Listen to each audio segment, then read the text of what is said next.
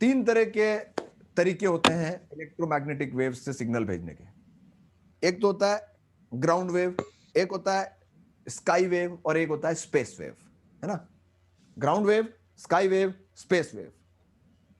बात नंबर एक तो ये थी। बात नंबर दो, तीनों तरह की वेव में आपको ऑसिलेटिंग इलेक्ट्रिक फील्ड्स के सिग्नल भेजने पड़ेंगे।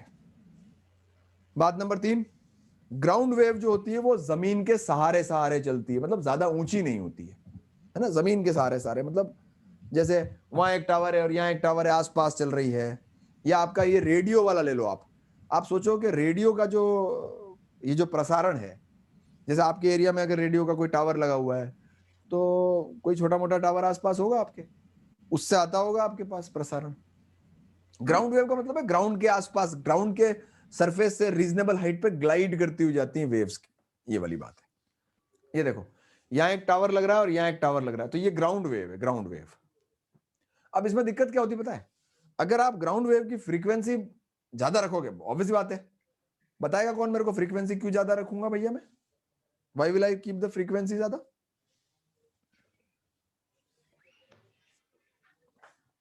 क्यों? एंटीने छोटे, एंटीने के साइज पे हिसाब करने के लिए। और दिक्कत इसमें पता क्या होती है, ये ग्राउंड वेव क्योंकि जमीन के सारे सारे चलती है ना, तो इसमें इलेक्ट्रोमैग्नेटिक इंडक्शन वाले वेरिएबल इलेक्ट्रिक फील्ड अगर आपके ऊपर से दौड़कर जाएगा, है ना, अगर वेरिएबल इलेक्ट्रिक फील्ड वाला सिग्नल जमीन के ऊपर जाएगा तो जमीन में बहुत सारे इंड्यूस्ड करंट चलेंगे, जिससे उसकी एनर्जी जो है वो एटेन्यूएट होगी। और ग्राउंड वेव जमीन के सारे सारे चल के बहुत लंबे डिस्टेंस तक नहीं जा सकती, क्योंकि उसकी शक्ति कमजोर होती जाएगी। कई बार अल्टरनेटिव मेथड क्या होता है कि आप उस वेव को स्काई वेव के फॉर्म में भेजो। स्काई वेव क्या होती है कि आप उसको ऊपर भेजना है। जैसे क्या होगा, मुझे यहां से विद्याधर नगर एक वेव भेजनी है, सुनना ध्यान से ना, मुझे यहां से विद्याधर नगर एक वेव भेजनी है, सिग्नल भेजनी है, तो या तो मैं जमीन के सारे सारे भेजूं थोड़े से ठीक ठाक हाइट से टावर, है ना, जमीन के सारे भेजूं। तो विद्याधर नगर को अगर मैं ग्राउंड वेव से कवर करता हूं तो ग्राउंड वेव एटेन्यूएट करेगा, क्योंकि जमीन पे इंड्यूस्ड करंट होंगे, तो मेरे को फिर उस एटेन्यूएशन को कंसीडर करके इंटेंसिटी को शूट अप करके यहां से भेजना चाहिए। दूसरा मेरे पास एक तरीका है, क्यों ना मैं उसको ऊपर आसमान में फेंकूं और आसमान में टिप्पा खा के वो नीचे आ जाए, जमीन पे ऊपर टप्पा खा के, you can call it internal reflection, total internal reflection करके आ जाए। तो ये फैसिलिटी आपको स्काई वेव्स देती है। ये आयोनोस्फीयर के आसपास जो आपका एटमॉस्फेयर है ना, इस बैंड से एक पर्टिकुलर फ्रीक्वेंसी का जो बैंडविड्थ वाला वेव है वो रिफ्लेक्ट होके नीचे आ जाता है। तो इसको अपन यूज करते हैं कि भाई हमने संदेशा ऊपर छत पे ऊपर फेंका, है ना, आयोनोस्फीयर से टकरा के वो नीचे आ गया और आपने रिसीव कर लिया उसको। दिस इज वन तरीका। तो इसमें एक तो आपके वो एटेन्यूएशन वगैरह के तमाशे नहीं होते, लेकिन अगेन इसमें फिर ये है कि आपका कलेक्शन जो है वो मैच होना चाहिए। ऐसा थोड़ी है कि आप एक गेंद ही फेंकोगे, आपको उस डोमेन को कवर करना है तो you will have to spread more फेंकना पड़ेगा, तो इसके अपने अलग मसले रहते होंगे। तो there is no advantage disadvantage over it, it is just कि ये मतलब ये जो स्काई वेव है, ये इसका पैटर्न ये होता है कि आप यहाँ से वेव्स भेजते हो, आयोनोस्फीयर से रिफ्लेक्ट होकर आता है और दूसरा रिसीवर उसको रिसीव करता है। आपने अगर कोई वेव भेजी यहां से और वो आपको सैटेलाइट को भेजनी है, तो वो कौन सी कैटेगरी में आती है? स्पेस वेव्स में। तो आपके पास कितनी वेव्स हो गई? Ground waves, sky waves, space waves. Ground wave जमीन के सारे सारे चलती है, एक ठीक ठाकली हाई फ्रीक्वेंसी उसकी होती है, उससे ज्यादा रखोगे तो बहुत बर्बाद हो जाएगी वो, तो उसको एक पर्टिकुलर फ्रीक्वेंसी से ज्यादा तो ये लोग रेकमेंड ही नहीं करते, क्योंकि जमीन में बहुत ज्यादा इंड्यूस करंट हो जाएगा, उस वेव की हैसियत ही नहीं होती कि ज्यादा डिस्टेंस तक जा सके। तो ग्राउंड वेव में लिमिटेशन क्या है कि एक रीजनेबल लेवल की फ्रीक्वेंसी से आप ज्यादा नहीं जा सकते। अब आपको एक रीजनेबल लेवल की ज्यादा फ्रीक्वेंसी चाहिए, है ना, तो फिर आप क्या ऑप्ट करिए? आप space wave sky waves opt करिए। स्काई वेव्स का क्या फंडा होता है? They will strike at ionosphere. Ionosphere में एक थिकनेस होगी ऊपर, एटमॉस्फेयर में इनको मिल गई होगी कोई परत जिसमें टीआईआर हो जाता होगा इनका। तो जब टीआईआर हो जाएगा तो ठीक है ना, मैं तो मल्टीपल डायरेक्शंस में फेंकूंगा, डिस्टेंस मैनिपुलेट कर लूंगा, ओरिएंटेशंस एंड एंगल्स कि मुझे कौन सी सिटी में क्या भेजना है, and I will manage it of, manage करूंगा प्लान करके मैं। तो यहाँ पे मिरर इमेज की तरह मैं उसको उस जगह पहुंचा सकता हूँ और फिर मैं वहां रिसीव कर लूंगा, सिग्नल आ रहे हैं, हिट एंड ट्रायल मेथड होता है ये, ठीक है। तीसरा आपके पास जो तरीका है वो क्या है? स्पेस। तो तीन हो गई, ग्राउंड, स्काई, स्पेस। स्पेस का क्या काम है? स्ट्रेट चली जाएगी विदाउट डेविएशन। ये जो आपकी जो सीधी चली जाती है ना, इसको आप एलओएस भी बोलते हो। एलओएस का मतलब होता है line of site communication, LOS. अब एलओएस जैसे हवाई जहाज है, इवन दो हवाई जहाज जो है वो आयोनोस्फीयर के तो नीचे उड़ रहा है, लेकिन फिर भी आप इसको स्पेस वेव से ही कनेक्ट करोगे, क्योंकि you can't take the risk. आप उससे बातचीत कर रहे हो, संदेशा हवाई जहाज तक पहुंचना चाहिए, बीच में कोई फालतू फंड का नाटक नहीं चाहिए, ठीक है। अच्छा, इसने एक फॉर्मूला दिया, देखो ये एलओएस का, ये आपके एफएम का ही एग्जांपल है मेरे को लग रहा है। आपको इस टावर से उस टावर पे भेजना है मामला, तो ये एक सवाल है जो 100% अगर आ सकता है वाले सवालों की लिस्ट में डालूं तो मैं इसको डालता हूं, क्योंकि इसने एनसीईआरटी ने इसका डेरिवेशन नहीं दिया है, और मैं इसका डेरिवेशन तुमको बता देता हूं, क्योंकि बहुत सिंपल सही है, तुम भी कर सकते हो। यहां पर एक टावर खड़ा किया इसने, आप नोटिस करो, यहां एक टावर है और एक टावर यहां पर है, तो इन दोनों टावर के बीच में जो ये डिस्टेंस है, ये मैक्सिमम डिस्टेंस कितना हो सकता है उसके बारे में इसने फॉर्मूला दिया अपने को। तो I think what we can do here is, you can connect this with the centre of the earth. Actually ये थोड़ा मैं अलग से बना देता हूं, बेहतर होगा। ऐसा कुछ तो है, यहां पर एक टावर है, दूसरा टावर ये है, इसको सेंटर ऑफ द अर्थ से कनेक्ट कर लो ऐसे, ये थीटा, ये 90। Can you see a right triangle, dotted right triangle देख सकते हैं आप, है ना, डॉटेड राइट ट्राइंगल है। और ये तो रेडियस ऑफ अर्थ है, और ये हो जाएगा r प्लस एच, एच इस टावर का हाइट ऐड कर लो। So can you get this distance as r plus H का whole square minus r square का अंडर रूट, ठीक है। और अगर आप इसको ओपन करें बाइनोमियल लगा के, तो अंदर क्या बचेगा मेरे हिसाब से, वो एच स्क्वायर, तो बाइनोमियल भी मत लगाओ तुम, तो माफ करो बाइनोमियल को, इसको ओपन कर दो, इसको स्क्वायर करके, तो आर स्क्वायर कट जाएगा, एच स्क्वायर नेग्लेक्ट हो जाएगा, और this can be approximately written as under root 2RH। Can you confirm this कि ये बात समझ में आई तुम्हारे?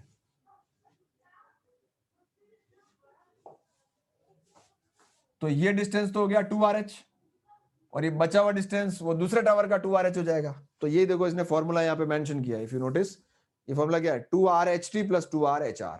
इसकी हाइट HT है और इसकी हाइट HR है, तो what is the distance between both of them, 2HT plus 2HR under. ये फॉर्मूला तुम्हारे बहुत काम का है, और इस पे सवाल अगर आ सकता है तो बिल्कुल आ सकता है। देखो देखो, सबसे पहली बात तो, अब मैं मॉड्यूलेशन पढ़ा रहा हूं, modulation is the most important part and that's the last part of this chapter. Modulation में ये है कि भाई इसकी लैम्डा बाय 4, एक तो सबसे पहली बात, एंटीना का साइज लैम्डा बाय 4 ही होता है, इसलिए आपको मॉड्यूलेट करना पड़ता है। अभी थोड़ी देर पहले बात की थी ना, 15 किलोमीटर का एंटीना बनाना पड़ेगा, 15 किलोमीटर अपॉन 4 का, बात की थी ना थोड़ी देर पहले।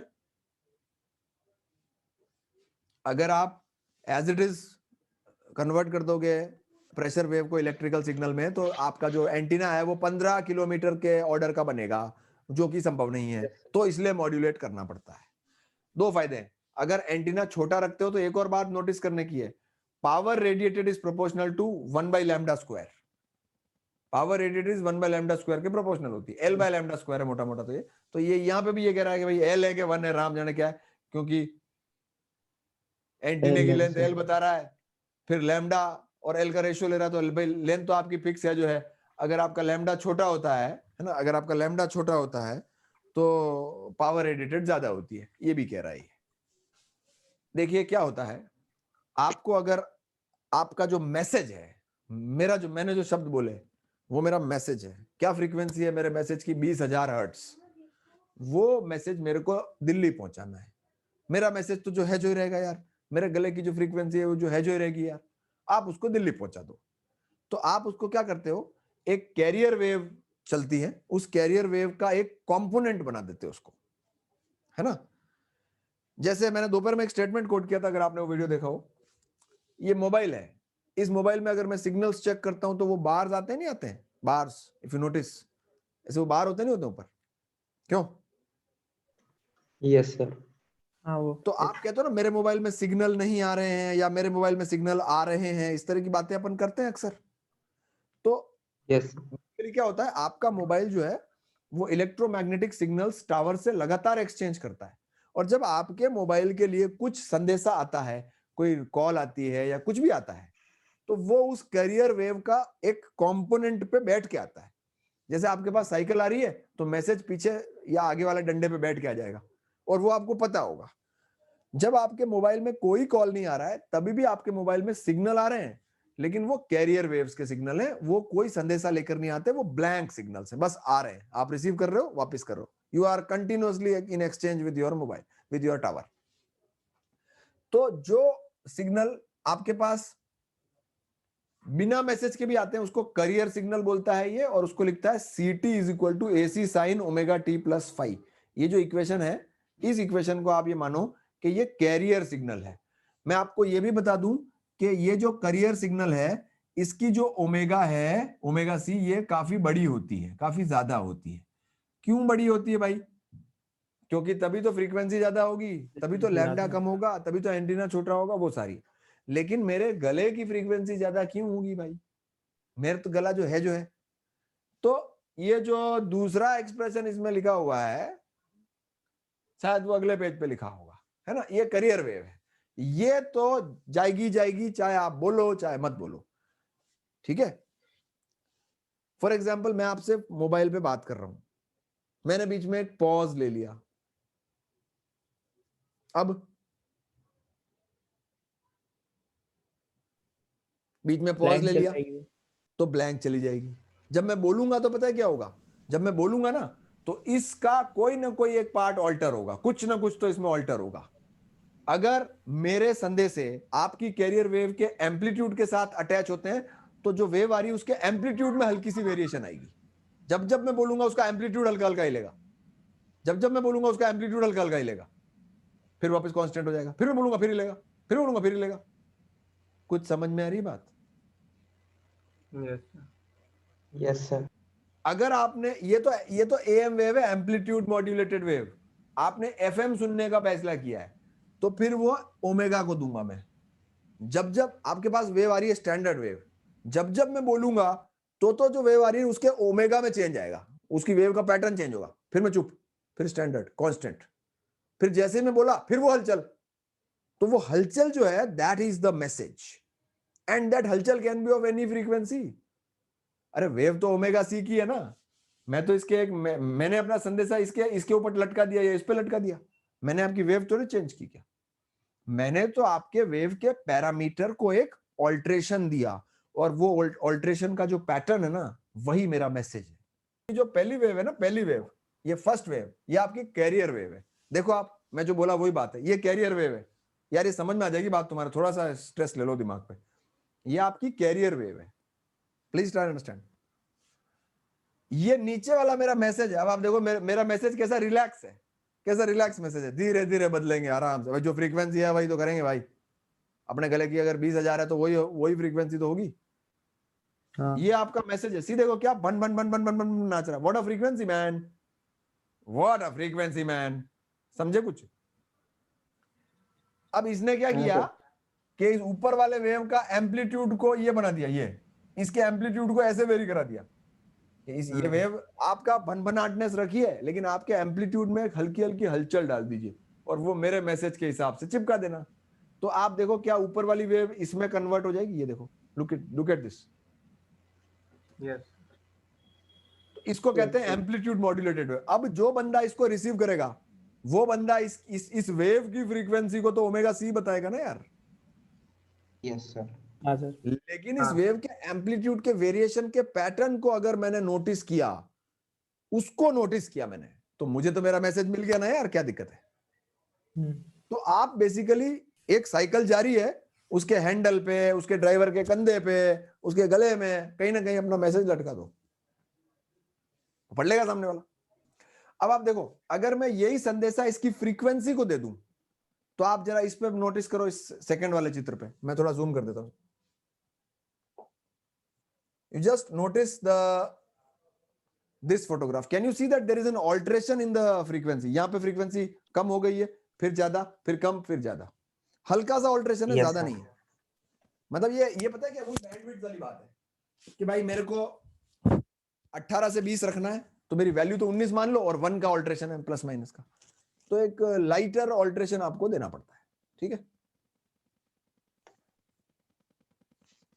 सर अब इसमें आवाज नहीं बदलेगी, फ्रीक्वेंसी बदल दी तो?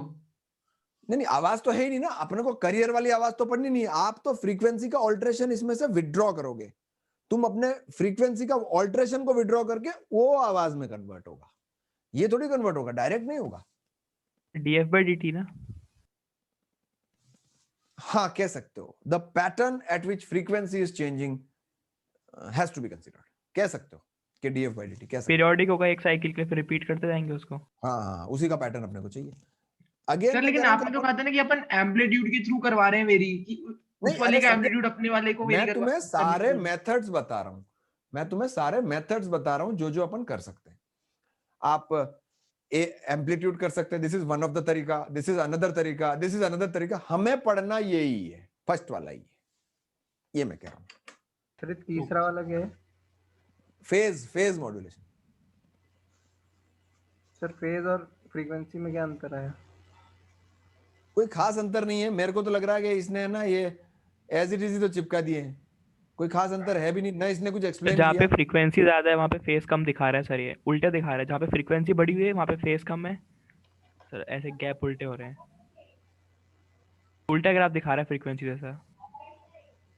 नहीं तो फिर एक बात बताओ, फ्रीक्वेंसी अगर कम हुई है तो ओमेगा ज्यादा हो गया ना? नहीं नहीं, नहीं, ओमेगा भी तो कम ही होगा। फ्रीक्वेंसी कम है तो ओमेगा भी कम है, ओमेगा हाँ। कम है तो ये फेज देख लेंगे इसका क्या एग्जैक्टली क्या चाहता है। इसने बताया नहीं, इसने बस चित्र बना दिया, तो will read over it, don't worry, पढ़ लेंगे। अपने को अभी एएम सीखना है, आज का टास्क अपना ये एएम है, और ये आपके एम्पलीट्यूड मॉड्यूलेशन स्टार्ट होता है।